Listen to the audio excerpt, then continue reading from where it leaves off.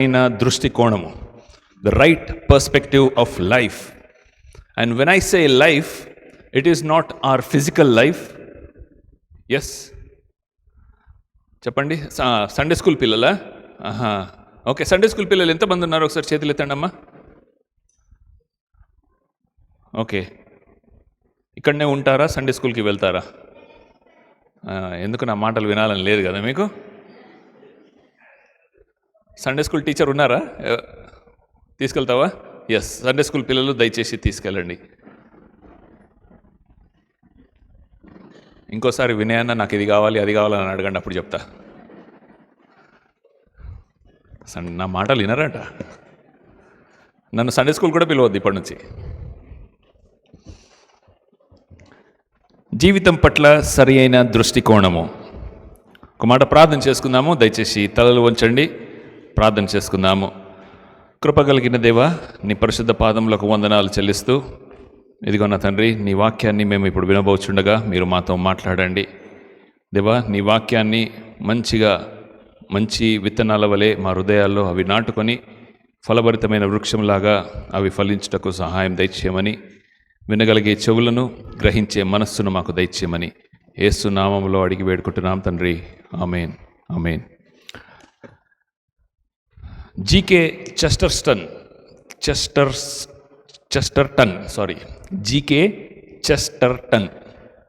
వీళ్ళ పేర్లు చాలా గమ్మత్తుగా ఉంటాయి. ఒక మాట అన్నాడు, you cannot see the sun directly, but without the sun you cannot see anything else. అంటే నీవు సూర్యుడిని డైరెక్ట్గా చూడలేవు, కానీ సూర్యుడు లేకుండా నువ్వు దేన్ని కూడా చూడలేవు. అవునా కాదా? అవునా కాదా? ఎందుకంటే సూర్యుడి నుంచి ఉత్పత్తి అయ్యేది వెలుగు. ఆ వెలుగే లేకపోతే మనకు చూపు ఉండదు. బయాలజీ చదువుకున్న వాళ్ళు కొద్దిగా మీకు ఐడియా ఉంటుంది కదా. ఇప్పుడు ఇక్కడ ఈ పశువుల పాక తొట్టి ఉంది కదా, ఈ తొట్టి మన కంటికి ఎలా కనబడుతుందో మీకు తెలుసా? సూర్యుడి నుండి వచ్చే సూర్యరశ్మి దాని మీద పడుతుంది, దాని ఇమేజ్ మన కంటి మీద రిఫ్లెక్ట్ అవుతుంది. ఈ నల్ల గుడ్డు అంటారు కదా, దాన్ని రెటీనా అంటారు కదా. సో ఆ సూర్యరశ్మి దాని మీద పడి దాని ఇమేజ్ మన కంటి మీద పడినప్పుడు అప్పుడు మనకి అక్కడ ఒక గడ్డి వాముతో చేయబడిన పశువుల పాక, దాని మీద గ్రీన్ కలర్ లడి, లేకపోతే డెకరేషన్ మెటీరియలు, అక్కడక్కడ రౌండ్గా ఎర్ర బాల్స్, అవన్నీ ఇప్పుడు లైట్స్ వస్తున్నాయి. ఇవన్నీ కూడా ఇమేజ్ పడి రిఫ్లెక్షన్ మన కంటి మీద పడుతుందంట. అందుకనే కరెంటు పోయినప్పుడు లేకపోతే చీకటి అయినప్పుడు మనకు ఎందుకు కనబడదు అంటే, మన చుట్టూ ఉంటున్న వస్తువుల మీద సూర్య రశ్మి కానీ వెలుతురు కానీ పడదు కాబట్టి. సో అందుకనే ఆయన ఈ మాట అన్నాడు, విచ్ ఈస్ అబ్సల్యూట్లీ ట్రూ. అది నిజమే. సూర్యుడిని మనం డైరెక్ట్గా చూడలేము. చిన్నప్పుడు ఎవరైనా మీరు పిల్లలు ఈ కాంపిటీషన్ ఆడారా? అప్పుల్లో చిన్నపిల్లలకి ఇవే ఆటలు. ఒకటి బల్పాలు తినడము, రెండోది మట్లాడడము, మూడోది సూర్యుని ఎవరు ఎక్కువసేపు చూస్తారు కళ్ళు రెప్పగొట్టకుండా, అది కాంపిటీషన్. ఒక సైడ్ కళ్ళలో నీళ్లు కారుతూ ఉంటుంటే అదొక మజా. మాకు అప్పుడులో అవే యూట్యూబ్, అవే ఫేస్బుక్, అవే ఇన్స్టాగ్రామ్ రీల్స్. ఇప్పుడైతే రోజు కాదు కదా, మా ఇంట్లో అందరికన్నా చిన్న పర్సన్ అయిన ఒలివియా కూడా వాళ్ళ నాన్న ఫోన్ నంబర్ అన్లాక్ చేసి ఆమెకి స్క్రోలింగ్లు తెలుసు. ఈ రీల్ బాగలేదు, ఈ రీల్ బాగుంది అని స్క్రోలింగ్ తెలుసు. అమ్మ కూడా అనడానికి రాదు, కానీ స్క్రోలింగ్ మాత్రము వచ్చేసింది. అంత ఫాస్ట్గా ఉన్నారు ఈసారి జనం. So without the sun you cannot see anything, but you cannot see the sun directly also. అలాగే దేవుణ్ణి మనం డైరెక్ట్గా చూడలేము, కానీ దేవుడు లేకపోతే మనము మనల్ని అర్థం చేసుకోలేము, మన సొసైటీని అర్థం చేసుకోలేము, మన ఉనికిని అర్థం చేసుకోలేము. దేవుణ్ణి అర్థం చేసుకునే వ్యక్తిత్వము లేకపోతే ఆ యొక్క అవసరము మనుష్యునికి, మరి ముఖ్యంగా విశ్వాసికి చాలా చాలా ఉంది. పర్స్పెక్టివ్ అని ఇంగ్లీష్లో అంటాము కదా, దాన్ని తెలుగులో దృష్టికోణం అంటాము. దృష్టికోణం అంటే ఏంటి? నువ్వు చూసే విధానము, నువ్వు చూసే విధానము. మీరు ఎప్పుడైనా చూసి ఉండొచ్చు, 9ని ఎలా రాస్తాం మనము? పైన ఒక సర్కిల్ పెట్టి గీత గీసేస్తాము. కానీ కంప్యూటర్లో కానీ లేకపోతే కొంచెం టైప్ చేసినప్పుడు అది గీత సన్నగా రాకుండా ఇలా వస్తుంది. ఓకేనా? ఎందుకు ఖచ్చితంగా ఇలా రాస్తామంటే, అటు సైడ్ నుంచి చూస్తే అది 6 లాగా కనిపిస్తుంది, ఇటు సైడ్ నుంచి చూస్తే అది 9 లాగా కనిపిస్తుంది. సో ఒకే విషయాన్ని 2 కోణాల నుంచి చూస్తే 2 అర్థాలు వస్తున్నాయి. అందుకే కదా నేను చెప్పాను ముందు కూడా ఒకసారి, మంచి అనేది మనం ఎందుకు నిర్వచించలేమంటే, నీ దృష్టిలో ఏదైతే మంచిది ఉండొచ్చో నా దృష్టిలో అది చెడ్డది కావచ్చు. ఈ దేశంలో ఏదైతే మంచిది అవ్వచ్చో ఇంకో దేశంలో అది చెడ్డది కావచ్చు. నీకు తీపి మంచిగా అనిపించవచ్చు, నాకు కారం మంచిగా అనిపించవచ్చు. సో ఒక్కొక్క మనిషిని బట్టి, ఒక్కొక్క ఒపీనియన్ని బట్టి మనుషులు మారుతూ ఉంటారు. వాళ్ళ యొక్క వ్యత్యాసాలు, వారి యొక్క అభిప్రాయాలు కూడా మారుతూ ఉంటాయి. కానీ దేవుడు అంటాడు, దేవుని కళ్ళద్దాలలో నుండి, వాక్యం చెప్తుంది, దేవుని కళ్ళజోడు అనే కళ్ళద్దాల నుండి మనం చూస్తేనే దేవుడు మనకు ఏదైతే ఉద్దేశించాడో అది అర్థమవుతుంది. అప్పుడు ఆయనకు అనుకూలంగా మనం నడుచుకోవచ్చు. ఓకేనా? ఒక చాలా సంవత్సరాల క్రితం మాకు బైబిల్ టీవీలో ఉన్నప్పుడు తిరుపతి నుంచి ఒక పాస్టర్ గారు వచ్చారు. ఆయన చిన్న చిన్న నాటకాలు వేసి సువార్త చెప్పేవారు. ఆ పాస్టర్ పేరు నాకు ఇంకా గుర్తుంది. ఆయన పేరు గాలి గంగరాజు. చాలా లావు ఉంటాడు ఆయన, కానీ మంచి నృత్యకారుడు. ఆయన దేనికి ఫేమస్తో చెప్తాను, మీరు అప్పట్లో బైబిల్ టీవీ చూసిన వాళ్ళైతే గుర్తుపడతారేమో. 119వ కీర్తన గుక్క ఒప్ప చెప్పకుండా చెప్పాడు ఆయన.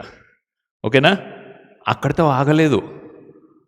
అది ఆయన 119వ కీర్తన మొత్తం అప్పచెప్పిన తర్వాత మాకు బైబిల్ టీవీకి మాకు కాల్స్ వచ్చాయి, ఆయనకు కాల్స్ వచ్చాయి. ఏమనంటే, మాకెట్లా తెలుసండి ఆయన చీటింగ్ చేయలేదని అని. అంటే రెండోసారి ఆయన కళ్ళకు గంతలు కట్టుకొని నాన్నను పక్కన కూర్చోబెట్టి మళ్ళీ చెప్పాడు.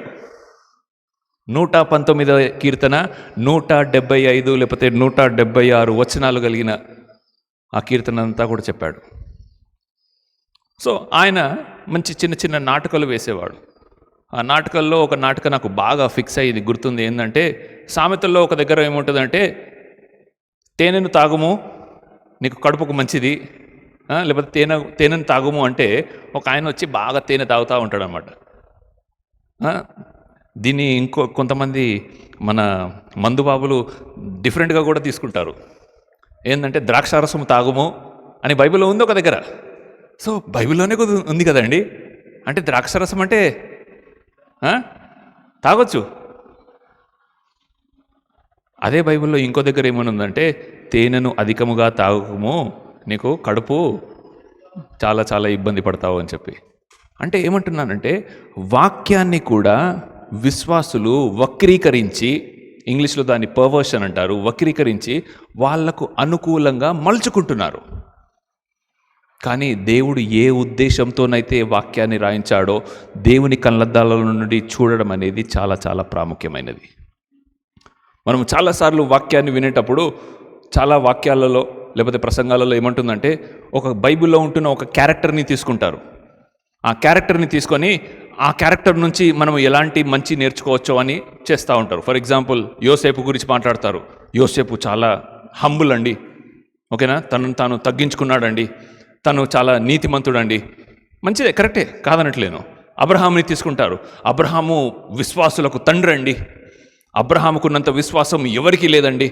ఆయనకున్న విశ్వాసము ఆయనను మాత్రమే కాదు, ఆయన తోబుట్టు అయినా లేకపోతే ఆయన మరి కుమారుడికి వరుస అవుతున్న లోతును కూడా, ఆయన కుటుంబాన్ని కూడా రక్షించడానికి, ఆశీర్వదించడానికి ఆయన కారణమయ్యాడండి అని అబ్రహాం గురించి మాట్లాడతాం. గిడ్యోన్ గురించి మాట్లాడతాం, సంసోన్ గురించి మాట్లాడతాం, సమూయేలు గురించి మాట్లాడతాము.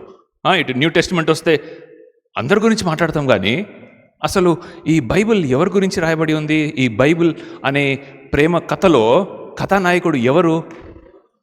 యేసుక్రీస్తు గురించి చాలా తక్కువ మాట్లాడతాం మనం. అయితే ఈరోజు నా ప్రయత్నం ఏంటంటే, మనము వాళ్ళ గురించి వీళ్ళ గురించి కాదు, యేసుక్రీస్తు యొక్క బిజినెస్ భాషలో చెప్పాలంటే, మెడికల్ భాషలో చెప్పాలంటే కేస్ స్టడీ చేద్దాం. కేస్ స్టడీ అంటే ఏంటో తెలుసా? ఇప్పుడు మెడికల్కి సంబంధించి లేకపోతే బిజినెస్కి సంబంధించి ఏం చేస్తారంటే, ఒక సందర్భాన్ని, ఒక సిచ్యువేషన్ని అర్థం చేసుకోవాలి అంటే ఆ సందర్భం గుండా లేకపోతే ఆ ప్రాబ్లం గుండా వెళ్ళిన ఒక కంపెనీని ఎగ్జాంపుల్గా తీసుకొని, లేకపోతే ఒక పేషెంట్ని ఎగ్జాంపుల్గా తీసుకొని దాన్ని చదివి ఆయన దాన్ని ఎలా స్పందించాడు, దానివల్ల మనం ఎలాంటి నీతులు నేర్చుకోవచ్చు, ఇంకో మాటలో చెప్పాలంటే అవి ఉదాహరణలు. మీకు తెలుసో లేదో, దేవుని కృపను బట్టి మా బోడా కుటుంబంలో మా నాన్న, నేను, మా కుటుంబంలో మేము కూడా ఒకప్పుడు కేస్ స్టడీస్. తెలుసా, మాకు వచ్చిన ఈ హార్ట్కి సంబంధించిన రోగము దాన్ని మార్ఫన్ సిండ్రోమ్ అంటారు. మాకు లోపల మెషిన్ లాంటి ఆర్టిఫిషియల్ ప్రాస్థెటిక్స్ ఉన్నాయి. మాకు వచ్చిన జబ్బు చాలా చాలా రేర్ అంటే లక్షల్లో ఒకరికి వస్తుంది. 2014 సంవత్సరంలో నాన్నగారికి మొదటి ఆపరేషన్ అయింది మే మాసంలో. ఆయనకు టిఫిన్ ఇవ్వడానికి వెళ్తూ డాక్టర్ నన్ను చూసి, నా హైటు, నా ఇవన్నీ చూసి, నీకు కూడా సిమ్టమ్స్ ఉన్నాయేమోరా వినయ్, చెక్ చేసుకో అంటే ఫస్ట్ నేను వినలేదు. నేను పెద్ద బాడీ బిల్డర్నప్పుడు నేను వాలీబాల్ ఆడేవాడిని, మంచి ZMR బైక్ నడిపిస్తుండే, నేను ఎవరికి భయపడేటోడిని కాదన్నట్టు కొద్దిగా ఆ రుబాబులో ఉండి నేను చెక్ చేయించుకోలేదు. ఎగ్జాక్ట్గా 2-3 నెలల్లో నాకు ఫస్ట్ స్ట్రోక్ వచ్చింది, ఫస్ట్ ప్రాబ్లం వచ్చింది. వెంటనే ఆగస్టులో నాకయింది. 2018లో మా చిన్న చెల్లికైంది. లిటరల్గా డాక్టర్ ఏమన్నాడో తెలుసా, ఒకే ఫ్యామిలీ నుండి ఇంత రేర్ డిసీజ్ ముగ్గురికి రావడం ఇంకా రేర్. సో మీ ఫైల్ చాలా హాస్పిటల్స్లో కేస్ స్టడీ లాగా చదువుతున్నారు తెలుసా అన్నాడు. ఎందుకంటే ఇది మార్ఫన్ సిండ్రోమ్ అనే ప్రాబ్లం చాలా చాలా తక్కువ మందికి వస్తుందంట. అంటే ముగ్గురికి ఒకే ఫ్యామిలీ నుంచి వచ్చినా కూడా ముగ్గురికి ఒకే డాక్టరు 8 గంటలు ఒక్కొక్క ఆపరేషన్. మా ముగ్గురి పైన ఒక్క ఆయననే మహానుభావుడు డాక్టర్ అనిల్ ముల్పూర్ అని, ఆయన ఆపరేషన్స్ చేసిన తర్వాత ముగ్గురికి సక్సెస్ చేశాడు. ఆయన పేర్ల మీద గిన్నెస్ రికార్డులు ఉన్నాయి తెలుసా. ఆయన రోజుల పిల్లలకి ఓపెన్ హార్ట్ సర్జరీలు చేశాడు. అలాంటి గొప్ప డాక్టర్ ఆయన. కానీ ఆయనకి ఆ తలాంతి ఇచ్చింది దేవుడే అని నేను అంటాను. ఈ గొప్ప ఆధిక్యత ఇచ్చింది దేవుడే అని నేను అంటాను. సో మా మెడికల్ ఫైల్స్ వేరే హాస్పిటల్స్లో కేస్ స్టడీ లాగా చదువుతున్నారట మా ముగ్గురువి. ఎందుకని అంటున్నానంటే, దేవుడు మన జీవితాలని ఇతరులకు ఆత్మీయతలోనూ, మానసికంగానూ, శారీరకంగానూ ఒక లెసన్గా ఉండడానికి మనల్ని వాడుకుంటాడు. Our life should be an open news paper. అంటే ఒక న్యూస్ పేపర్ని ఏమంటాము, ఒక పత్రికలాగా జీవించాలి. ఆ పత్రికలో ఆసక్తికరమైన న్యూస్లు ఉంటాయి, పనికిరాని న్యూస్లు కూడా ఉంటాయి. కానీ ఆ పత్రిక ద్వారా చదివేవాడు, చూసేవాడు, మన చుట్టూ ఉంటున్న వాళ్ళు, ఓహో దేవుని ప్రేమ ఇలా ఉంటుందా, దేవుడు ఇలాంటి గొప్ప కార్యాలు చేయగలుగుతాడా అని వాళ్ళు చూసి, ఎందుకు మీ అపార్ట్మెంట్లో ఉంటున్న వాళ్ళని రమ్మంటున్నాను బ్రదర్ జనార్దన్ గారు, వాళ్ళకు తెలియాలి. ఎందుకంటే లోకము విశ్వాసులను లేకపోతే క్రైస్తవులను ఇంకో రీతిగా చిత్రీకరిస్తుందండి. ఈరోజు జరగట్లేదా? మన భారతదేశంలో క్రైస్తవులు మత మార్పిడి చేస్తున్నారు, బలవంతము మత మార్పిడి చేస్తున్నారనే బద్నాం ఉందా లేదా? ఎంతోమంది పాస్టర్లను, చర్చెస్లను ఎందుకు కూలగొడుతున్నారు? బలవంతంగా చేస్తున్నారండి. బలవంతంగా వచ్చి పాస్టర్ని చెంప మీద కొట్టి బైబిల్ని కింద పడేసి, నిన్ననే నేను ఒక వీడియో చూసిన, బైబిల్ని తొక్కించి ఆయన భార్యకు సింధూర్ బొట్టు పెట్టించి ఇదంతా కూడా చేసి, నువ్వు గర్వాపసి చేయాలి లేకపోతే నిన్ను బొక్కలు ఇరగొట్టేస్తామని చెప్పి బెదిరించి బలవంతం చేస్తున్నది వాళ్ళు, మతోన్మాదులు. క్రైస్తవుడు ఎప్పుడు కూడా బలవంతం చేయడు. క్రీస్తు ఎప్పుడు బలవంతం చేయలేదు. క్రీస్తు బలవంతం చేసేవాడైతే ఆయన సిలువ ఎక్కనే ఎక్కడు. బలవంతపు ప్రేమ కాదు.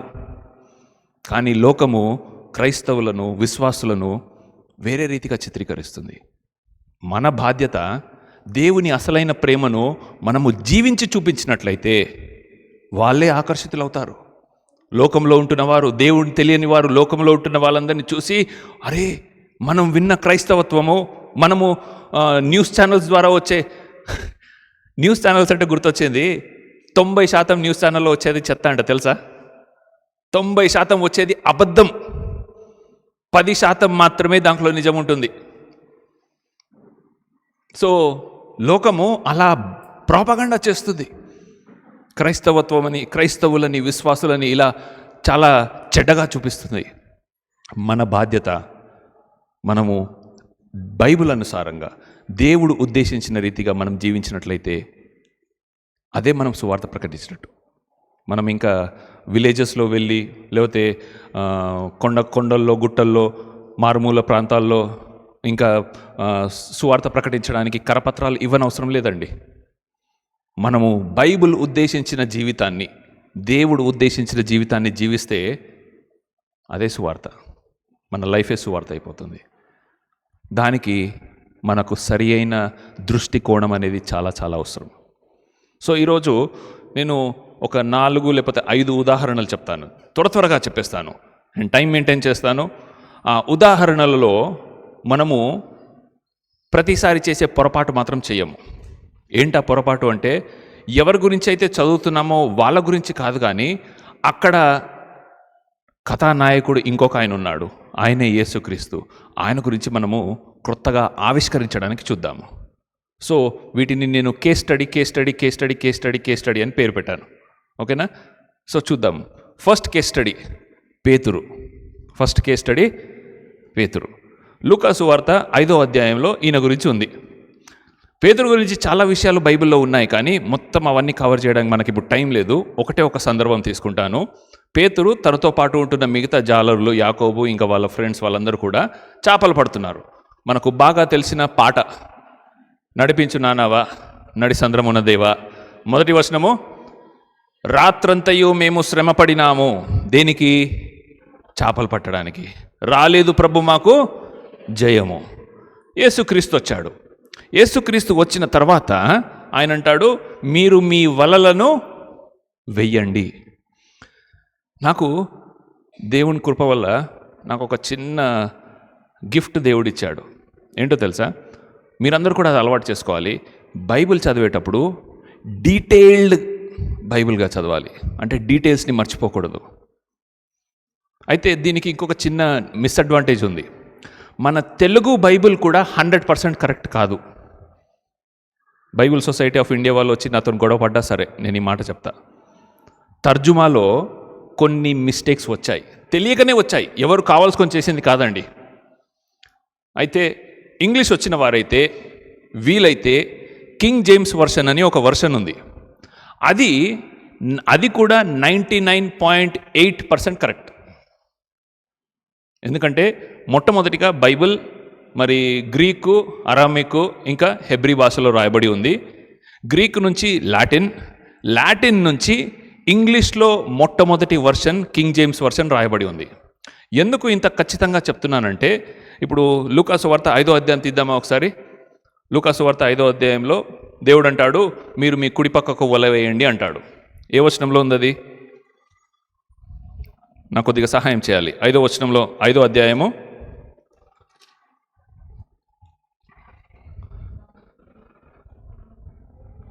4వ వచనం చదువుతున్నాను చూడండి. ఆయన బోధించట చాలించిన తర్వాత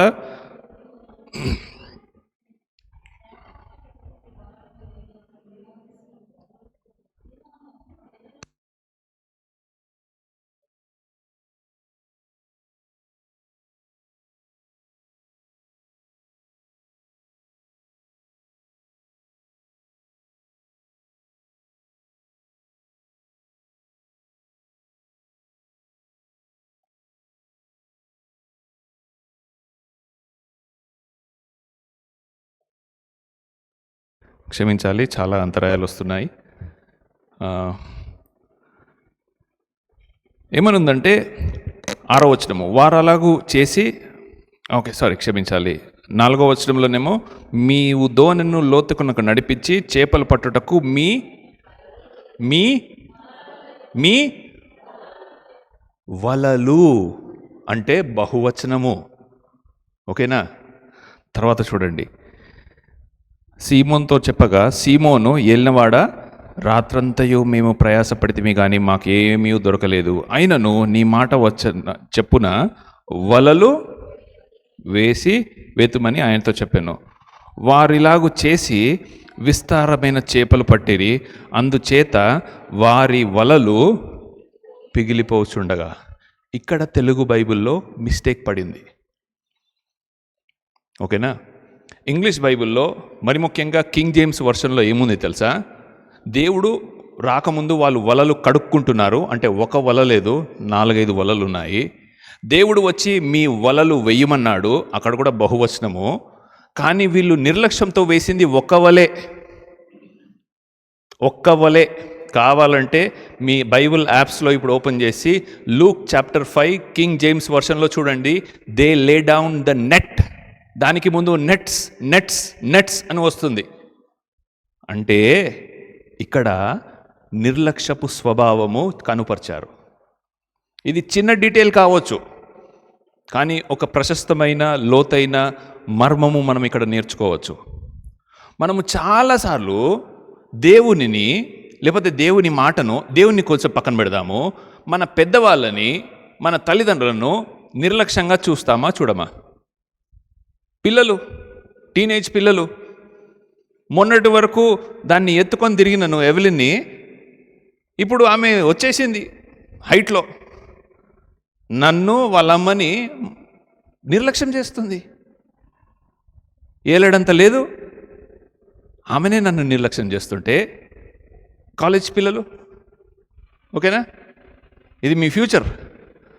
తర్వాత పెళ్ళైన వాళ్ళు, మా అమ్మ ఇప్పుడు కూడా నన్ను కంట్రోల్లో పెట్టడానికి ట్రై చేస్తుంది, ఎంత కంట్రోల్లో పెట్టడానికి ట్రై చేస్తానో నేను కూడా అంత, నాకు కూడా నేను మీసాలు గీకేస్తున్నాను, కానీ నాకు కూడా మీసాలు వచ్చేసాయి, నాకు పెళ్ళయింది, నాకు బిడ్డ ఉంది, ఇంకా నువ్వు కంట్రోల్ చేయడం ఏంది అనే భావన నాలో ఉంది. నేను అబద్ధమాడను, ఉంది, నేను మనుషుడినే. పార్షల్ ఒబీడియన్స్ చెప్పండి అంటే సంపూర్ణ విధేయత కాదు, కొంచెం విధేయత. అది దేవునికి ఇష్టమైంది కాదండి, అది దేవునికి ఇష్టమైంది కాదు. ఇగో పాస్టర్ లలిత్ గారి దగ్గర కింగ్ జేమ్స్ వర్షన్ ఇంగ్లీష్ బైబిల్లో ఉంది. నేను ఇప్పుడు అడగక ముందు మీతో కన్ఫర్మ్ చేసుకున్నానా? దేవుడు ఏమన్నాడంటే మీ వలలు వెయ్యండి. మీ వలలు కాకుండా ఆయన ఒక్క వలే వేశాడు, అందుకనే అవి తెగిపోవడానికి వచ్చాయి. ఒకవేళ వాళ్ళ దగ్గర ఉంటున్న 2, 3, 4 వలలన్నీ వేసుంటే వలలు తెగిపోయేవి కావేమో. అంటే ఇక్కడ ఏమంటున్నానంటే, మొదటిగా దేవుని మాట విని మేము వేస్తాములే. ఇప్పుడు పెద్ద పిల్లలు ఎవరి దగ్గర ఉన్నారండి? రాజుగారు, జయరాజు ఉన్నాడు. జయరాజు వెళ్ళి ఒక కరివేపాకు లేకపోతే కొత్తిమీర పట్టుకరా అని మీ ఆవిడ అంటుందేమో. అమ్మ చెప్తావా అప్పుడప్పుడు? వెళ్తాడా? వెంటనే వెళ్తాడు, ఎందుకంటే మీరు మంచిగా పెంచారు మీ పిల్లల్ని. వెళ్తానులే, చూస్తానులే. అప్పటికి అమ్మ ఏం చేయాలి? 4-5 సార్లు చెప్పాలి, వెళ్ళురా. మా ఇంట్లో ఒక చిన్న ప్రాబ్లం ఏం తెలుసా?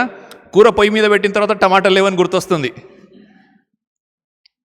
మీ ఇంటి చుట్టూ ఏమైనా చిన్న కిరాణా కొట్లు ఉన్నాయేమో, కానీ మేము బండేసుకొని వెళ్ళాలి. మా ఇంటి దగ్గర నుంచి వెళ్ళాలంటే నేను కనీసం ఒక 1/2 కిలోమీటర్ 1/2 కిలోమీటర్ వెళ్ళాలి.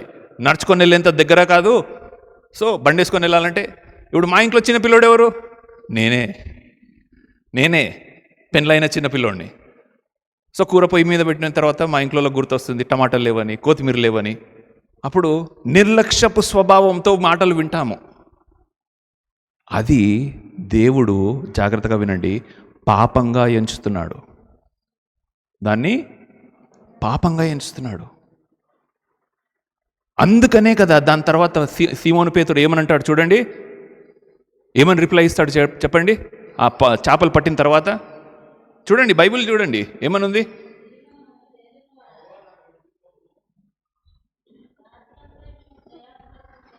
ప్రభువా నన్ను విడిచిపొమ్ము, నేను పాపాత్ముడను. అక్కడ ఏం పాపం చేశాడు? సంపూర్ణ విధేయత చూపించకపోవడం. సంపూర్ణ విధేయత చెప్పాను కదండి. దేవునికి నువ్వు ఇచ్చావనుకోండి 100% ఇవ్వాలి, లేకపోతే అసలు ఏమీ ఇవ్వకూడదు. ఆయనను ప్రేమించావనుకోండి ఆయననే ప్రేమించాలి, లేకపోతే ఆయనను అసలు ప్రేమించకూడదు. ఆయన మాటకు విధేయత చూపించాలంటే సంపూర్ణంగా విధేయత చూపించాలి, లేకపోతే అసలు దేవుడికి చూపించకూడదు. నేను దేవా నీ మాట వింటాను, ఈ సండే నీ మాట వింటాను, వచ్చే సండే నా భార్య మాట వింటాను, తర్వాత మళ్ళీ ఇంకో సండే నీ మాట వింటాను, ఇంకో సండే మా అమ్మ మాట వింటాను అని నువ్వు అదేదో పర్సంటేజ్ వాటాలు పంచినట్టు వాటాలు పంచావనుకో, దేవుడు అలాంటి ఫోకస్కి, అలాంటి ప్రేమకు వాటాలు తీసుకునే దేవుడు కాదు. సంపూర్ణ విధేయత. చెప్పండి, సంపూర్ణ విధేయత కావాలి. సో ఇక్కడ మనము నేర్చుకునే ఇంకొక మంచి మర్మము, లేకపోతే లెసన్, పాఠము ఏదైతే ఉందో చెప్పాలా? స్క్రీన్ మీద చూపినాను. అది మనము ఎక్కడైతే ఓడిపోతామో దేవుడు మనల్ని అక్కడే గెలిపిస్తాడు. హల్లెలూయా. నమ్మిన వారు గట్టిగా హల్లెలూయా. రాత్రంతయు వేశామనండి. వీళ్ళ పని ఏంటండి? సీమోను, పేతురు, తన సహచరులందరూ కూడా వారి పని ఏంటి? సో చేపలు పట్టడం వాళ్ళకి తెలియదా? తెలుసు. సో వాళ్ళు ఎక్స్పీరియన్స్ అనొచ్చా? మంచి అనుభవం ఉన్న వాళ్ళు అనొచ్చా? ఒక అనుభవం ఉన్న చేపలు పట్టేవాడికి ఒక వడ్రంకి వచ్చి నీ కుడి పక్కన చేయరా బాబు అంటే ఫస్ట్ వీళ్ళ దృష్టిలో ఏమొచ్చినాలా? కిందికి పైకి చూసినాలా? బాగా పెద్ద చెప్పొచ్చావులే. తల్లిదండ్రులు మీరు సరిగా చదువుకోకున్నా మీరు కష్టపడి డాక్టర్లు, ఇంజనీర్లు చదివిపిస్తారు కదా. చదివిపించిన తర్వాత కొన్నిసార్లు మీ పిల్లలకి మీరు సజెషన్ ఇచ్చారనుకోండి, ఎక్కడో కాదు మా ఇంట్లో కూడా అలా జరిగింది. నువ్వు చదివినావు డాక్టర్ని, నువ్వు నాకు చెప్తావా? నువ్వు చదివినావు ఇంజనీరు, నువ్వు నాకు చెప్తావా అని పేరెంట్స్ని కిందికి పైకి చూసే సందర్భాలు లేవా ఈ రోజుల్లో? ఉన్నాయి. నిర్లక్ష్యం, సగం సగం విధేయత, ఇవి దేవుని దృష్టిలో పాపము. అందుకనే ఇక్కడ ఏమంటున్నాడు? నన్ను విడిచిపోము, నేను పాపాత్ముడను. నిన్ను విడిచిపోము, నేను పాపాత్ముడను. మనం కూడా దేవుణ్ణి చాలాసార్లు అలానే అండర్ ఎస్టిమేట్ చేస్తాం, చాలా తక్కువ అంచనా వేసి చూస్తాము. ఈ లోకంలో అన్నిటికన్నా గొప్ప దేవుడు యేసుక్రీస్తు ప్రభు అయితే, అన్నిటికన్నా ఎక్కువగా నిర్లక్ష్యం చూపించేది కూడా యేసుక్రీస్తు ప్రభు పట్లనే. రెండో కేస్ స్టడీ, భయపడిన శిష్యులు. ఇది మనకు మత్తయి, మార్కు సువార్త 4వ అధ్యాయంలోను, లూకా సువార్త 8వ అధ్యాయంలోను మనకు కనబడుతుంది. ఈ స్టోరీ చెప్పక ముందు మీకు అందరికీ కూడా ఒక విషయం చెప్పాలి. ఈ స్టోరీ మీకు తెలిసే ఉంటుంది. మా ఎవిలిన్ ఈ స్టోరీ చెప్పేటప్పుడు నేను ఎప్పటికీ మర్చిపోలేను, వెంటనే పట్టేసింది. ఏమని పట్టేసిందంటే, ఈ స్టోరీలో ఏం జరుగుతుంది? ఇక్కడ సందర్భంలో యేసుక్రీస్తు ప్రభువారు అలసిపోయి పడుకున్నారు. ఆయన దోణిలో వెళ్తూ ఉన్నారు. ఒక దరి నుండి ఇంకో దరికి దోణి వెళ్ళాలి. సముద్రం మధ్య రాగానే గలిలయ సముద్రంలో ఏమైంది? పెద్ద తుఫాను వచ్చింది. తుఫాను వచ్చిన తర్వాత వీళ్ళందరూ కూడా అలజడి పడుతున్నారు. 3.5 సంవత్సరాలు, ఎంతండి? 3.5 సంవత్సరాలు యేసు క్రీస్తుతో వాళ్ళు ఉండి, ఆయన పెట్టినప్పుడల్లా తిండి తిని, ఆయన పడుకున్నప్పుడల్లా వారితో పడుకొని, నీళ్లను ద్రాక్షారసము చేసినప్పుడు ఆ టాప్ క్లాస్ ద్రాక్షారసాన్ని తాగి, లాజరు బయటికి రా అన్నప్పుడు కుళ్ళిపోయిన శవము ప్రాణము తెచ్చుకొని బయటికి రావడం చూచి, ఇవన్నీ జరిగిన తర్వాత కూడా ఈ యొక్క గొప్ప గాలిలో, తుఫానులో వచ్చినప్పుడు వీళ్ళు భయపడినప్పుడు, నిజం చెప్తున్నాను, ఎవ్లిన్ అన్నది, అబ్బా ఎందుకంత భయపడ్డారు? జీసస్ ఉన్నాడు కదా అక్కడనే. ఈ పొట్టిదానికే అర్థమైంది, ఇక్కడ శిశువులకు అర్థం కాలేదు. ఇక్కడ శిశువులకు మాత్రమే కాదు, మనకు కూడా అర్థము కాదు. ఎప్పుడైతే మన జీవితాల్లో శ్రమలు వచ్చేస్తాయో వెంటనే మనకు స్టార్ట్ అయ్యేది ఏం తెలుసా? టెన్షన్. ఎంతమంది 6 గంటలు 7 గంటలు పడుకోగలుగుతున్నారు రాత్రిపూట? చేతులెత్తండి, పర్లేదు. 6-7 గంటలు చక్కగా మంచిగా. 8 గంటలు పండేవాళ్ళు, నేను ఇక్కడ మిమ్మల్ని సోమరిపోతులు అనడానికి కాదు, లేదు 8 గంటలు, very good, God bless you, very good. 8 దాటకుంటూ చూసుకోండి, ఓకేనా? 8 దాటితే అది వేరే కేటగిరీ. 6 గంటలు కూడా పడుకోలేనటువంటి వాళ్ళు ఎవరున్నారో ఒకసారి చేతులెత్తండి. ఏ కారణాన్ని బట్టైనా. మీకు సమయం దొరకక కాదు, మీకు సమయం దొరుకుతుంది, but you cannot sleep. You know why? There are tensions. మైండ్లో టెన్షన్స్, ఆలోచనలు, హృదయంలో గడిబిడి, ఒక పెద్ద బెంగ. ఏమవుతుందో, రేపు ఏందో. ఎక్కువగా మగోళ్ళకా ఆడోళ్ళకా? ఇద్దరికా? ఆడోళ్ళకేనా? మీరు ఆడోళ్ళు కాబట్టి మీరు ఆడోళ్ళకు ఓటేస్తారు. జనార్దన్ మొగోళ్ళు కాబట్టి మొగోళ్ళు ఓటేస్తారు. ఎవరికైతే పట్టలేకపోతుందో మీరు దేవుని మీద భరోసా ఉంచట్లేరని అర్థం. సింపుల్. మీరు దేవుని మీద భరోసా ఉంచట్లేరు. ఇంకో మాటలు చెప్పాలంటే మీరు దేవుని ఓడలో ఉన్నారు, కానీ ఇదిగో ఈ యొక్క శిష్యుల్లాగా భయపడుతున్నారు. మీరు శిష్యుల వలె భయపడినట్లయితే మీ విశ్వాసము చాలా చాలా చాలా చాలా చాలా చిన్నది. మీ విశ్వాసము చాలా చాలా చిన్నది. ఏమని భయపడ్డారు శిష్యులు ఇక్కడ? అయ్యో మేము మునిగిపోతాము. ఓడ మునిగిపోతే క్రీస్తు మునిగిపోడా? చెప్పండి. ఓడ మొత్తం మునిగిపోయినప్పుడు యేసుక్రీస్తు మునుగుతాడా లేదా? మళ్ళీ వీళ్ళకి ఆ చిన్న కాన్సెప్ట్, అంత చిన్న లాజిక్ ఎట్లా మిస్ అయ్యారు? మీరెట్లా మిస్ అయ్యారు? మీరు మునిగిపోతే, అప్పుల్లో బాధల్లో సొప్పుల్లో మీరు మునిగిపోతే మీలో ఉన్న క్రీస్తు మునిగిపోడా? ఎలా మిస్ అయ్యారు? ఇంకోటి తెలుసా, మీరు ఎప్పుడైతే ఫుల్ టెన్షన్ పడతారో ఆలోచనలు రావు. హృదయము ఆలోచిస్తే, ఓకేనా, అంటే మీకు మీ హృదయంలో ఎలాంటి బరువు కానీ బాధ్యత కాదులే కానీ ఎలాంటి బరువు, ఎలాంటి ప్రెషర్ లేకపోతే మీకు ఆలోచనలు వస్తాయి. కానీ ఎప్పుడైతే హృదయం అంతా లేకపోతే మనసంతా భయంతో నిండిపోతుందో ఆలోచనలు రావు. మీరు సరిగా ఆలోచించలేరు. సో ఒక క్లాస్ అంతా అల్లరి చేస్తుంటే టీచర్ వచ్చి ఒకటేసారి అని ఎలాగన్నదో యేసుక్రీస్తు ప్రభువు లేచి గాలిని తుఫానుని అలానే అన్నాడు. వీళ్ళప్పుడు వరకు అసలు నాకైతే అనిపిస్తుంది, అసలు ఇట్లా అనకూడదు ఒక విశ్వాసిగా, కానీ అసలు నేను కూడా ఒక దేవుని శిష్యుల్లాగా పుట్టుంటే బాగుండు ఆ టైంలో. ఎందుకంటే వాళ్ళు చూచినంత ఇంకా ఏ కళ్ళు చూడలేదండి. వాళ్ళు అనుభవించినంత ఇంకా ఎవరు కూడా అనుభవించలేదండి. దేవుడు ర్యాండమ్గా వచ్చి ఇగో నువ్వు కావాలి, నువ్వు కావాలి, నువ్వు కావాలి, నువ్వు కావాలి, నువ్వు కావాలి అని 12 మందిని ఏరుకున్నాడు. ఆ 12 మంది డే 1 యేసుక్రీస్తుని వెంబడించడం స్టార్ట్ చేసిన కాడ నుంచి యేసుక్రీస్తుని సిలువేసి అందరూ ఎక్కడ వాళ్ళు అక్కడ పారిపోయేంత వరకు ఎన్ని చూస్తుంటారు చెప్పండి? ఎన్ని చూస్తుంటారు? నీళ్లను ద్రాక్షారసం కాడ నుంచి ఆయన చనిపోయి తిరిగి లేచిన తర్వాత కూడా వాళ్ళందరూ ఒక రూమ్లో ఉన్నప్పుడు స్క్రూ డ్రైవర్ పట్టుకొని తోమా వచ్చి ఏమన్నాడు, నేను నా స్క్రూ డ్రైవర్ తిప్పి నీ ఏల్ని నా ఫింగర్ పెట్టి చూస్తేనే, అది పచ్చి పచ్చిగా పుండుగా ఉంటేనే అప్పుడు నేను నమ్ముతా. ఇది తోమా యొక్క నమ్మకం, విశ్వాసం. కానీ ఎప్పుడైతే ఆయన సజీవుడై పునరుద్ధానుడై లేచిన తర్వాత వాళ్ళందరూ కూడా 12 మంది హతసాక్షులయ్యారు. ఆ 12 మంది ఒక బ్రిడ్జిగా ఫామ్ అయ్యారు. దేనికి? యేసుక్రీస్తుకి, లోకానికి. ఎందుకంటే ఇప్పటిలాగా అప్పుల్లో లైవ్ స్ట్రీములు లేవు, మీటింగ్స్ పెట్టే అవకాశం లేదు, మైకులు లేవు, కరపత్రాలు లేవు, ప్రింటింగ్ లేదు, ఏం లేదు. మరి ఈరోజు 2000 సంవత్సరాల తర్వాత మనకి ఇంకా చేతుల్లో బైబిల్ ఉంది. దేవుని సువార్త ఎట్లా వచ్చిందంటే వాళ్ళే, ఆ 12 మంది మూల పురుషులని నేను అంటాను. వాళ్ళు ఒక్కొక్కళ్ళు ఒక్కొక్క ఖండానికి వెళ్ళిపోయారు, ఒక్కొక్కళ్ళు ఒక్కొక్క దేశానికి వెళ్ళిపోయారు, సువార్తను ప్రకటించారు.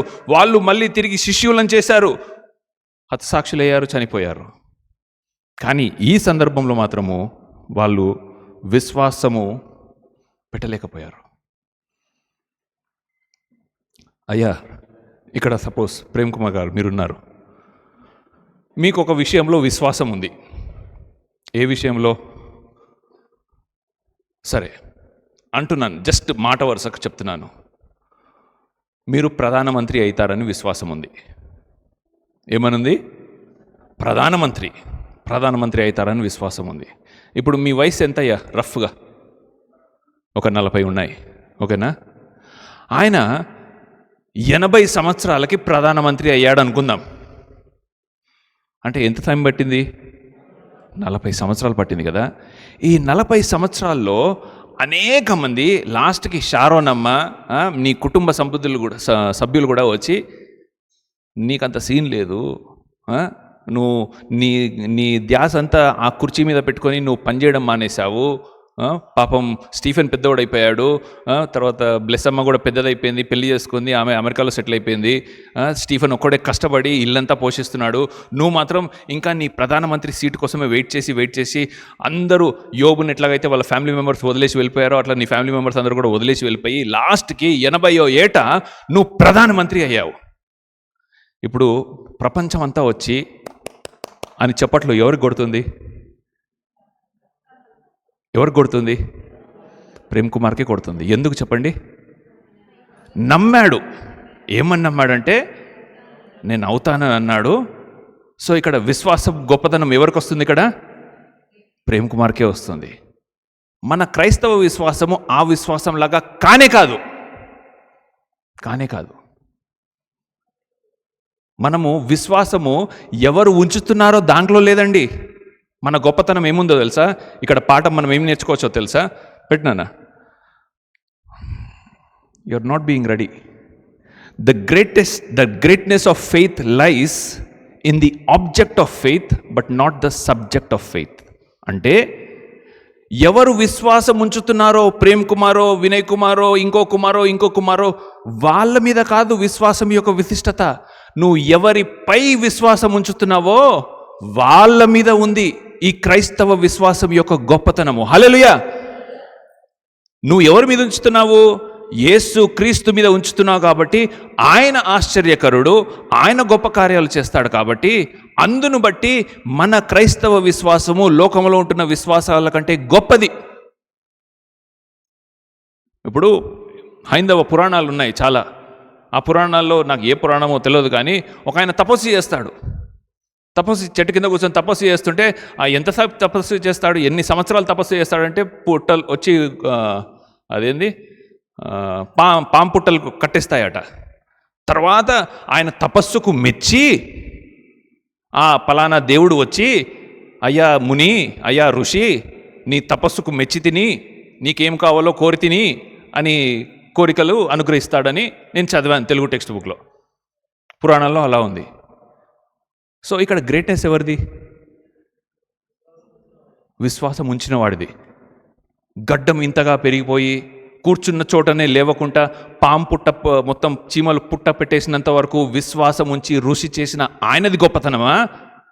ఈ విశ్వాసము చూచి ఆ పరలోకం దిగి వచ్చి లేకపోతే ఇంద్రలోకం దిగి వచ్చిన దేవుడిని నేను నీ విశ్వాసాన్ని మెచ్చి తిని, నీ యొక్క తపస్సు మెచ్చి తిని, ఇదిగో నీకొక కోరిక ఇస్తాను అనే ఆయనది గొప్పతనమా?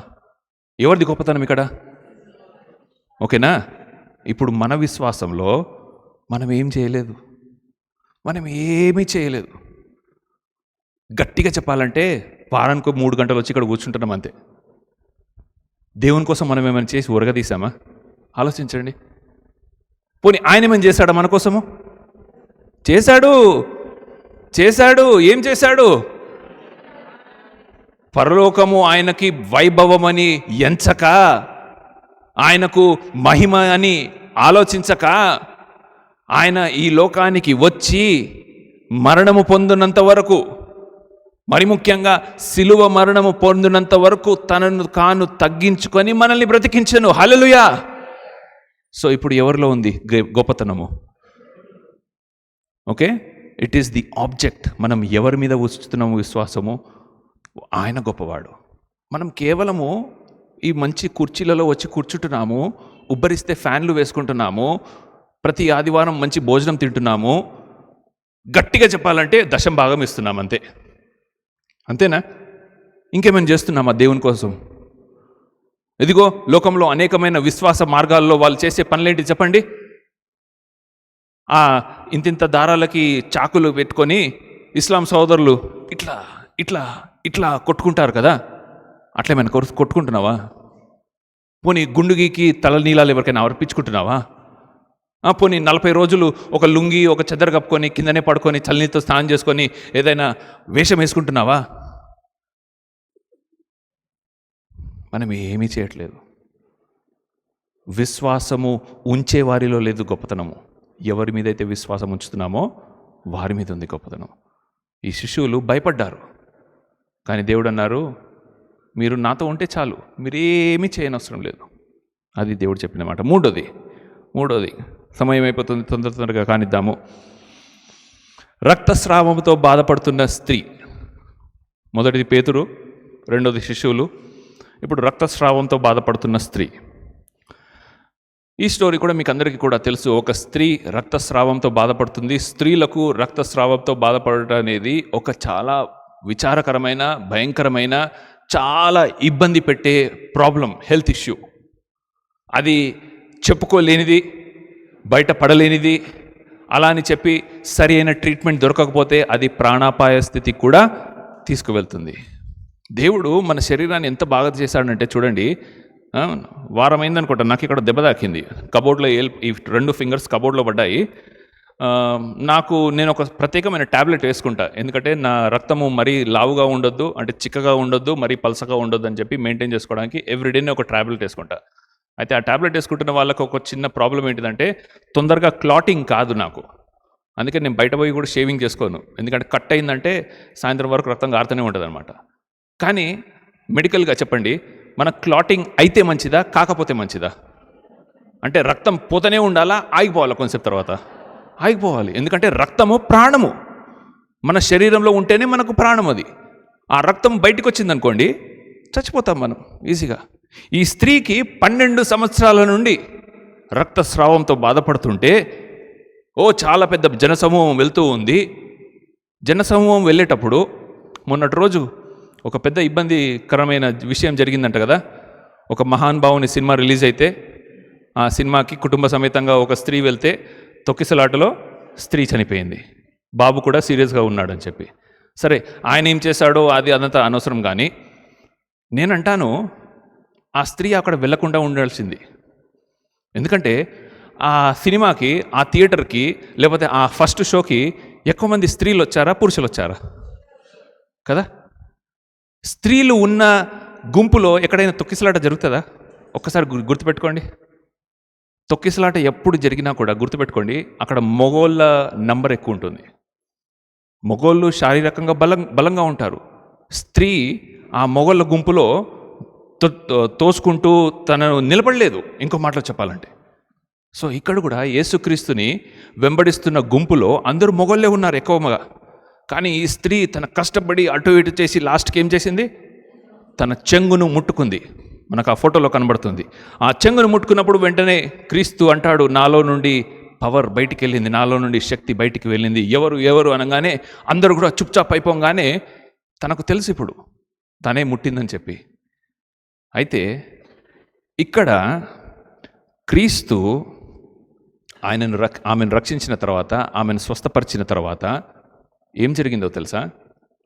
తన ఇబ్బందిని రహస్యంగా, ఇంకా చెప్పాలంటే గోప్యంగా ఉంచాడు. సో మనము నేర్చుకునే పాఠము ఇక్కడ ఏదైనా ఉంది అనంటే, గాడ్ రెస్పెక్ట్స్ అవర్ ప్రైవసీ. అంటే అర్థమైందా? అంటే మన పరువు ఆయన పరువు లాంటిది. మన పరువు పోతే ఆయన పరువు పోయినట్టే. మన ప్రతిష్ట ఆయన ప్రతిష్ట లాంటిది. మన ప్రతిష్ట పోయిందంటే ఆయన ప్రతిష్ట పోయినట్టే. సో మనలో ఎప్పుడైనా కూడా బయటికి చెప్పుకోలేని ప్రాబ్లమ్స్ ఉంటే కూడా ఆయన బయటపెట్టి దాన్ని ఒక డబ్బా కొట్టాడు.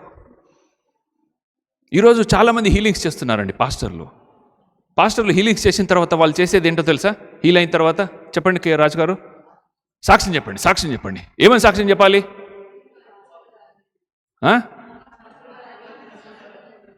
నేను సపోజ్ నేనే స్వస్థపరచబడిన విశ్వాసిని అనుకుందాము. నాకు ఎయిడ్స్ నుంచి స్వస్థత వచ్చింది అనుకుందాము. బయట చెప్పుకుంటే ఎట్లుంటుంది? వినండి, ఇగో ఎయిడ్స్ నుంచి బాగుపడ్డాడట అని అంటే నా పరువు ఏమైనా ఉంటుందా? ఈరోజు చాలామంది చేసేది ఏంటంటే, ఇదిగో పిల్లలు పుడతలేరంట, గొడ్రాలంట, ఇదిగో కడుపులో కణితి అంట, ఇదిగో క్యాన్సర్ అంట, ఇదిగో. క్రీస్తు ఒకవేళ కావాలంటే, ఇదిగో నన్ను వెంబడిస్తున్న వారందరిలారా, 12 సంవత్సరాల నుండి రక్తస్రావంతో బాధపడుతున్న ఈ స్త్రీ నా చెంగును ముట్టుకుంది, ఆమె స్వస్థత పడిపోయింది అని మాట్లాడా? మాట్లాడలేదు. ఎందుకంటే ఆయనకు తెలుసు మన పరువు పోయే విషయాలు ఏంటో, ఏది గోప్యంగా ఉంచాలో, మన ప్రైవసీ ఏంటిదో ఆయనకు తెలుసు. సో మనము ఎలాంటి భయంకరమైన పాపి అయినా సరే, మనలో ఎలాంటి బయట చెప్పుకోలేనటువంటి మన సొంత భార్య, భర్త, కుటుంబ సభ్యులకు చెప్పుకోలేనటువంటి విషయాలు ఉన్నా సరే, వాళ్ళని ఎవరినైనా నువ్వు నమ్ముతావో లేదో రెండోది కానీ, సెకండ్ థింగ్ కానీ, దేవుడిని నువ్వు నమ్మొచ్చు. నీ హృదయంలో ఉంటున్న ఎలాంటి భయంకరమైన విషయమైనా కూడా ఆయన సన్నిధిలో నువ్వు పెట్టు. ఆయన మొదటిది దాన్ని స్వస్థపరుస్తాడు, దాన్ని సరిచేస్తాడు, దాన్ని పటాపంచలైతే చేయడు. ఇంకొక పాఠం ఈ యొక్క కేస్ స్టడీల నుంచి మనం ఏం నేర్చుకో తెలుసా? ఈరోజు చాలామంది కర్చీపులు అమ్ముతున్నారు, ఆయిల్ అమ్ముతున్నారు, పెన్నులు అమ్ముతున్నారు. దేనికి? ఎవరైనా కొన్నారా ఇక్కడ? తెలుసో తెలియక కొని ఉండొచ్చు, ఓకేనా? పాస్ట్లో ఎవరో ఎందుకు మా అత్తగారు కూడా తీసుకుంటుంది ఆయిల్, పెన్, కర్చీఫ్. అప్పట్లో మా బైబిల్ టీవీలో కూడా ఒక ఆయన వచ్చి కర్చీలు అమ్మడం స్టార్ట్ చేస్తే వెంటనే మా నాన్న ఆ ప్రోగ్రామ్ని ఆపించేశాడు. ఎందుకంటే పాపం ఒక స్త్రీ కర్చీప్ కొని ఆ కర్చీప్ని 3 సంవత్సరాల నుంచి ఉతకలేదట. ఎందుకంటే ఉతికితే ఆ కర్చీప్ నుంచి పవర్ పోతుందని. అంటే దేవుని పవరు టైడ్ కంటే వీకా, సర్ఫ్ కంటే వీకా, నీళ్ళ కంటే వీకా? ఆలోచించండి, ఒక్కసారి బుర్రతో ఆలోచించండి. ఆయన యెహోవా రాఫా. చెప్పండి. ఆయిల్ రాఫా కాదు, కర్చీఫ్ రాఫా కాదు, పెన్ను రాఫా కాదు. యెహోవా రాఫా, స్వస్థపరచు దేవుడు. చెప్పండి, స్వస్థపరచు దేవుడు. మనకు అద్భుతాలు కాదండి, అద్భుతకరుడు కావాలి. మనకు సూచక క్రియలు కాదు, ఆ సూచన ఎవరి వైపైతే చూపిస్తుందో ఆయన కావాలి. ఆ ఫుల్ ప్యాకేజ్ కావాలి. 4వది, ముందుకు వెళ్దాము, సమయం అయిపోతుంది. ఇంకొక స్త్రీ, వ్యభిచారంలో పట్టుబడిన స్త్రీ. వ్యభిచారంలో పట్టుబడిన స్త్రీ యోహాను సువార్త 8వ అధ్యాయంలో మనకి సంఘటన కనిపిస్తుంది, ఓకేనా? ఈరోజు కూడా చాలామంది వ్యభిచారం పట్ల ఇదే ధోరణి కలిగి ఉన్నారు. మీకు ఇంకోటి తెలుసో లేదో, చరిత్రలో చరిత్రలో అతి ప్రాచీనమైన ప్రొఫెషన్, పని ఏదైతే ఉందో తెలుసా? వ్యభిచారం. తెలుసా మీకు అది? Prostitution is the oldest profession in the history of man kind. అంటే వ్యభిచారం అనేది ఫార్మింగ్ కంటే ముందు, ఇంజనీరింగ్ కంటే ముందు, డాక్టర్ కంటే ముందు, మీకు ఎన్ని రకాల పనులు అయితే ఉన్నాయో ప్రప్రథమైనది వ్యభిచారం అట. ఆ కాలం నుండే ఉంది అని చరిత్ర చెప్తుంది. సరే, అయితే ఇంతకుముందు నేనేం చెప్తున్నానంటే, ద్వితీయోపదేశ కాండము 22 ఎవరైనా తొందరగా తీసి చదివి సహాయం చేయండి. అలాగే మనం యోహాను సువార్త 8లో ఉందాము. ద్వితీయోపదేశ కాండము 22 దాని ప్రకారము, మోషే ధర్మశాస్త్ర ప్రకారము ఏమనుందంటే,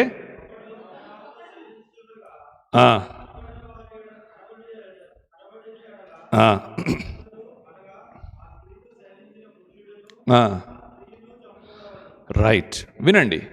ఈ రోజు వరకు కూడా మనకు న్యూస్లో అక్కడిక్కడ కనబడతాయి. ఏంటంటే పోలీసు వాళ్ళు పలానా ప్లేస్కి రైడింగ్కి వెళ్ళారు, రైడింగ్కి వెళ్ళిన తర్వాత అక్కడ వ్యభిచారం జరుగుతుందని పట్టుబడ్డారు. ఎవరిని పట్టుకుంటారు చెప్పండి? ఆడవాళ్ళని పట్టుకుంటారు. ఇట్లా కొట్టండి, ఇట్లా అందరూ ఒకసారి ఇట్లా కొట్టండి, చప్పట్లు వస్తాయేమో చూద్దాం. రావా? ట్రై చేయండి. మీ పక్కన వాళ్ళ గురించి ఇట్లా కొట్టండి, పోనీ వస్తుందా? రైట్. చప్పట్లు 2 చేతులు ఉంటేనే రావాలి. వ్యభిచారం కూడా 2 మనుషులు ఉండాలి. బైబిల్ చెప్తుంది, లా చెప్తుంది, ఐపీసీ సెక్షన్ చెప్తుంది, వ్యభిచారంలో పాల్గొంటే, ఏ దేశమైతే వ్యభిచారము పాపంగా పరిగణిస్తే 2 శిక్షించాలి అని. కానీ ఎక్కడ కూడా మనము 2 శిక్షించినట్టుగా చూడము. చాలా తక్కువ. స్త్రీనే ఎక్కువగా టార్గెట్ చేస్తారు. అదే జరిగింది ఇక్కడ కూడా. అయితే ఆ స్త్రీని టార్గెట్ చేసినప్పుడు అక్కడ ఫరిసీయులందరూ కూడా ఆ స్త్రీని వచ్చి రాళ్లతో కొట్టి చంపాలని నిర్ణయించుకున్నప్పుడు, అప్పుడు దేవుడు ఒక గొప్ప పని చేస్తాడు. ఎవరైతే పాపము చేయకుండా ఉన్నారో వారు మొదటి రాయి వేయాలి అని. ఇక్కడ ఒక మాట, మనం ముందుకు వెళ్ళకముందు, చివరి దానికి వెళ్ళకముందు, యేసుక్రీస్తు ప్రభు కొట్టొచ్చు కదా? ఎందుకంటే ఆయన పాపం చేసి ఉంటాడా? మనిషికి నిష్కలంకమైన జీవితము జీవించడము కష్టమేమో కానీ మనిషిగా యేసుక్రీస్తు నిష్కలంకమైన జీవితాన్ని జీవించాడు. ఆమేనండి, హల్లెలూయా. ఎందుకంటే మనుషుడు అనుకుంటాడు, నేను వీక్, నేను టెంప్టేషన్స్లో పడిపోతాను, శోధనలో పడిపోతాను, కాబట్టి పాపము చేయకుండా ఉండలేను అని తనను తాను సర్ది చెప్పుకుంటాడు. ఎందుకంటే నాకంత స్ట్రాంగ్ విల్ పవర్ లేదు, నాకంత గట్టి విల్ పవర్ని ఏమంటాము అమ్మా? విశ్వాసం కాదు,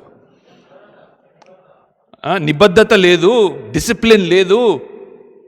కాబట్టి ఏదో ఒక దగ్గర సపోజ్ ఫర్ ఎగ్జాంపుల్ ఒక లంచం తీసుకొని ఆఫీసర్ ఉన్నాడు అనుకోండి, 50 ఇస్తే లంచం తీసుకోడు, 100 ఇస్తే తీసుకోడు, 500 ఇస్తే తీసుకోడు, 1000 ఆలోచించడం స్టార్ట్ చేస్తాడు, 10,000 అంటాడు, 1,00,000 నవ్వుతాడు, 1,00,00,000 రూపాయలు కాలుమొక్తాడు. అంటే ఏదో ఒక లెక్క దగ్గర ఆయన పడడం ఖాయం. మనిషికి సరే డబ్బు కాకపోతే అమ్మాయిలు కాకపోతే పదవి కాకపోతే ఇంకోటి కాకపోతే ఇంకొకటి, ఎన్ని లేవు ఆప్షన్స్ మనిషిని పడేయడానికి. కానీ దేవుడు మాత్రం పడలేదు. ఆయనను యేసుక్రీస్తు ప్రభువుని సాతాను కొండ మీదకి తీసుకెళ్ళేమన్నాడు, ఒక్కసారి నన్ను వంగి దండం పెట్టు చాలు, ఇగో ఇదంతా నీకు ఇచ్చేస్తా. దేవుడు వంగలేదు, మనం కూడా వంగకూడదు. సో ఇక్కడ మరి ఈ యొక్క వ్యభిచారం చేస్తున్న స్త్రీని దేవుడు పట్టుకున్నాడు, ఆమెను రక్షించాడు. కావాలంటే ఆయన ఎలాంటి పాపం చేయలేదు కాబట్టి ఆయన కూడా రాయితో కొట్టొచ్చు. మోషే ధర్మశాస్త్రాన్ని కొట్టివేయడానికి వచ్చాడా, దాన్ని పరిపూర్ణం చేయడానికి వచ్చాడా? కొట్టివేయడానికి కాదు. కొట్టివేయడం అంటే ఏంది? క్యాన్సిల్ చేయడానికి రాలేదు ఆయన, దాన్ని నెరవేర్చడానికి వచ్చాడు. సో నెరవేర్పులో భాగము రాళ్ళతో కొట్టి చంపాలి కదా వ్యభిచారం చేస్తున్న వారిని. కానీ ఆయన పాపిని ఖండిస్తాడు కానీ పాపాన్ని ఖండిస్తాడు కానీ పాపిని క్షమించే దేవుడు, ప్రేమించే దేవుడు. అది ఈ కేస్ స్టడీలో మనం పెట్టే లెసన్. ఓకేనా? ఏంటమ్మా లెసన్ లేదా? ఓకే. పాపాన్ని ఖండిస్తాడు కానీ పాపిని క్షమించే దేవుడు. చివరిది 2 కొరింథీయులకు రాసిన పత్రిక 12వ అధ్యాయంలో ఉంది. అపోస్తలుడైన పౌలు, ఈయన కేస్ స్టడీ. ఒక భక్తుడు అంటాడు, పౌలు ఒకవేళ ఈ 21వ శతాబ్దంలో ఉండుంటే ఆయనంట ఎర్లీ మార్నింగ్ లేకపోతే లేట్ ఈవినింగ్ ఈ సమయాల్లోనే చర్చ్ నడిపించేటోడంట, 10 o'clock పెట్టకపోయేటోడట. ఎందుకు అంటే ఎర్లీ మార్నింగ్ సూర్యుడు ఉదయించే సమయానికి ఆయన నిలబడితే పెద్ద పొడవాటి షాడో పడేది. ఈవినింగ్ టైంలో కూడా సూర్యుడు అస్తమించే టైంకి ఆయన నిలబడితే ఒక పెద్ద షాడో పడుతుంది. ఎందుకంటే పౌలు నీడ అస్వస్థతతో ఉంటున్న వారి మీద పడినప్పుడు వాళ్ళందరూ కూడా స్వస్థపడ్డారు. అవునా కదా? ఈరోజు ఒక పెద్ద మనిషి ఉన్నాడు కుకట్పల్లి దగ్గర, లైట్ వెనకాల కూర్చొని నిలబడతాడు. ఆయన నిలబడి నా నీడను ముట్టుకోండి మీరు స్వస్థపరచబడతారు. స్వస్థపడలేదో నీకు విశ్వాసం లేదు. ఏం లేదు? నా లైట్కి పవర్ ఉంది కానీ నీకు విశ్వాసం లేదు అని అంటున్నాడు. ఇంత గొప్ప కార్యాలు చేసిన పౌలు, ఆయనలో ఒక ముళ్ళు ఉంది. ఆ ముళ్ళును తీయమని చెప్పి ఒకసారి కాదు, 2 సార్లు కాదు, 3 మారు నేను ప్రార్థన చేసి తిని. కానీ దేవుడు నాకు ఏమన్నాడో తెలుసా? నీకు కావాల్సింది రోగం నుండి స్వస్థత కాదయ్యా, నీకు కావాల్సింది నీ కాళ్ళు సరికావడం కాదయ్యా, నీకు కావాల్సింది నీ చూపు మంచి కావడం కాదయ్యా. తెలుసా పౌలుకి కొంతమంది చరిత్రకారులు, కొంతమంది శాస్త్రవేత్తలు, బైబిల్ థియోలజియన్స్ ఏమంటారంటే ఆ ముళ్ళు, ఆ శారీరక రోగము కంటి చూపు అయి ఉండవచ్చు, తర్వాత ఆయనకు దొడ్డ కాళ్ళు అయి ఉండవచ్చు, తర్వాత ఇంకో రకమైన రోగం ఏదైనా చెప్పుకోలేనిది ఉండవచ్చు. అందుకనే కదా ప్రతి పత్రికలో ఆయన డిక్టేట్ చేస్తూ ఉంటుంటే తన కింద ఉంటున్న శిష్యులు ఎవరైనా రాసేవారనమాట. తర్వాత లాస్ట్కి చివరి ఒక పారాగ్రాఫ్ ఉంటుంది కదండి, ఆ పారాగ్రాఫ్ మాత్రము నా స్వహస్తాలతో నేను రాస్తున్నా అని కనిపిస్తుంది మనకు బైబిల్లో. సో సైన్ మాత్రం ఆయన పెట్టేవాడు, మిగతాదంతా కూడా ఆయన వేరుతో రాయించేవాడు. సో మేబీ కంటి చూపు ప్రాబ్లం అయి ఉండవచ్చు, ఇంకా వేరే వేరే ప్రాబ్లమ్స్ అయి ఉండవచ్చు. ఏదైతేనేమి ఆయన భయంకరమైన శారీరక రోగంతో బాధపడ్డాడు. అయితే దేవుడు అంటున్నాడు, నీకు కావాల్సింది డాక్టర్ కాదు, నీకు కావాల్సింది మెడిసిన్ కాదు, నీకు కావాల్సింది స్వస్థత కాదు, నీకు కావాల్సింది, నాకు నచ్చిన ఫేవరెట్ పౌలు డైలాగ్ ఏందో తెలుసా, నేను ఈ స్థాయిలో ఉండడం నేర్చుకున్నాను, నేను ఈ స్థాయిలో ఉండడం నేర్చుకున్నాను, నేను జైల్లో ఉండడం నేర్చుకున్నాను, అంతఃపురంలో ఉండడం కూడా నేర్చుకున్నాను, నేను ఆకలితో అలమటించిన రోజులు ఉన్నాయి, బాగా తిన్న రోజులు కూడా ఉన్నాయి. కానీ ఇవన్నిట్లో కూడా దేవుడు నాకు నేర్పించింది ఒకటండి, ఫ్లెక్సిబిలిటీ. అంటే ఏ సందర్భాన్ని బట్టి ఆ సందర్భంలో అడ్జస్ట్ అయ్యే గుణం. అందుకని నేను అంటున్నాను, నేను క్రీస్తు యేసునందు సమస్తము నాకు సాధ్యము అంటాడు. I can do all things through Christ who gives me strength to do what? To adjust in any situation. ఏ సిచ్యువేషన్లో అయినా అడ్జస్ట్ అయ్యే గుణం ఉంది. సో నాకు అసలు కృపకి నేను అర్హుడను కాను, కానీ దేవుడు అంటున్నాడు, నీకు కావలసిన, ఇప్పుడు మనకందరికీ కూడా వర్తించే పాఠము ఈ చివరి కేస్ స్టడీలో ఏంటో తెలుసా? మనకు ఏమంటారు, ఆర్థిక ఇబ్బందులు ఉండొచ్చు, ఆరోగ్య సమస్యలు ఉండొచ్చు, పిల్లలకు పెళ్ళిళ్ళు కాదు అని బెంగ ఉండవచ్చు, ఉద్యోగానికి సంబంధించిన సమస్య ఉండొచ్చు, ఇంకేదో ఉండొచ్చు. సపోజ్ జనార్దన్ గారు మీరే ఉన్నారు, మీరు ఉద్యోగం కోసం చాలా ట్రై చేస్తున్నారు.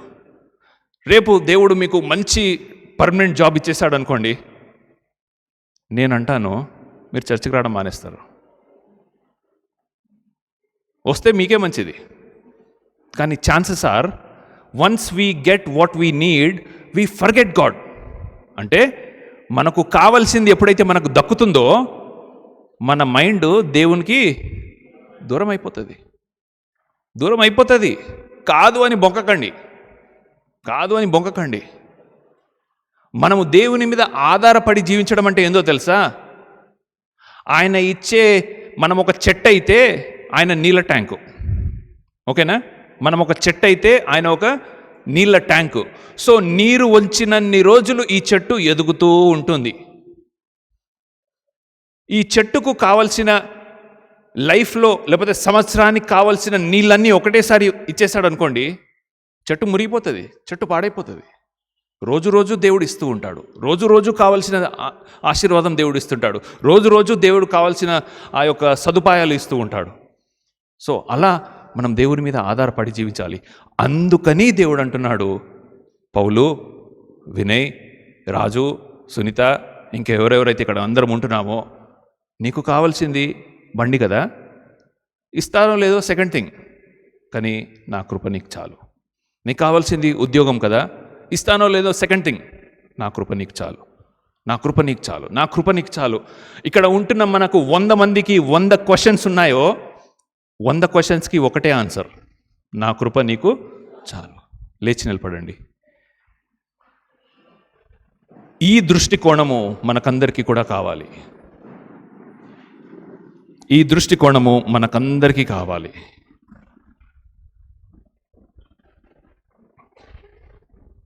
మన ప్రార్థన ఏమై ఉండాలంటే, దేవా ఇదిగో ఇంత గొప్ప బైబిల్ ఇచ్చావు, ఈ బైబిల్లో అనేకమైన ఆశ్చర్య కార్యములున్నాయి, ఆశ్చర్యమైన కార్యాలు నా జీవితంలో జరుగుతాయో లేదో నాకు ఇప్పుడైతే అది అవసరం కాదు, కానీ ఆ ఆశ్చర్యకరుడైన నిన్ను నేను పూర్తిగా అంగీకరించాలి, నీ కృప నాకు కావాలి అనే ప్రార్థనతో ఈ యొక్క చివరి ఆదివారాన్ని మనం ముగించుకుందాము.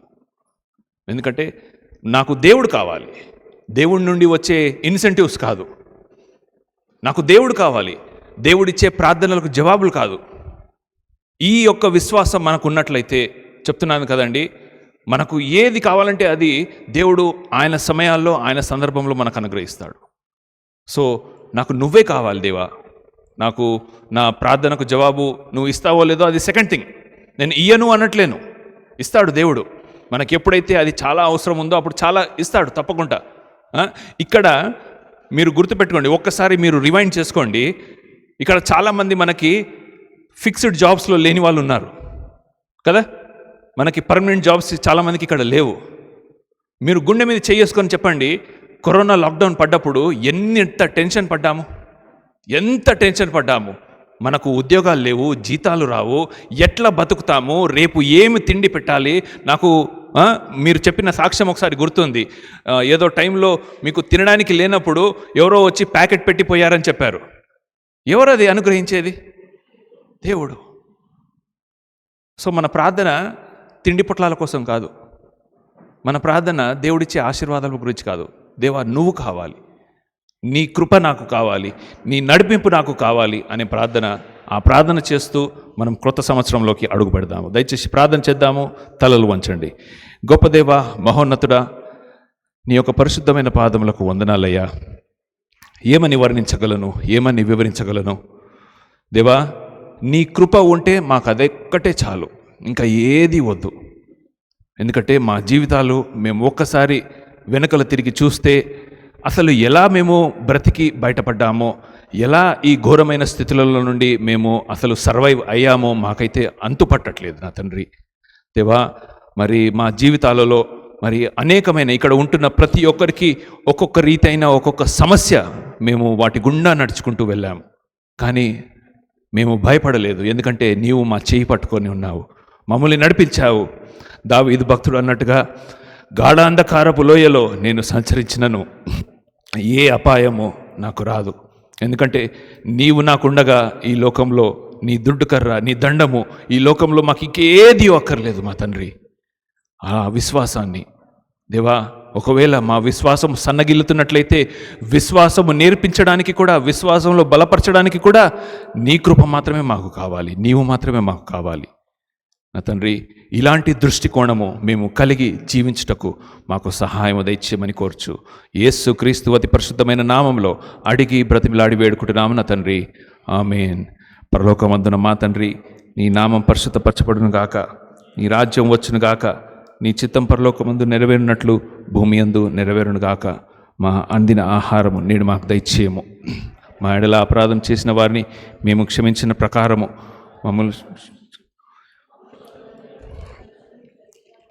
మనక రాజ్యము, శక్తి, మహిమ నిరంతరం నీవే ఉన్నావు స్వామి, ఆమేన్.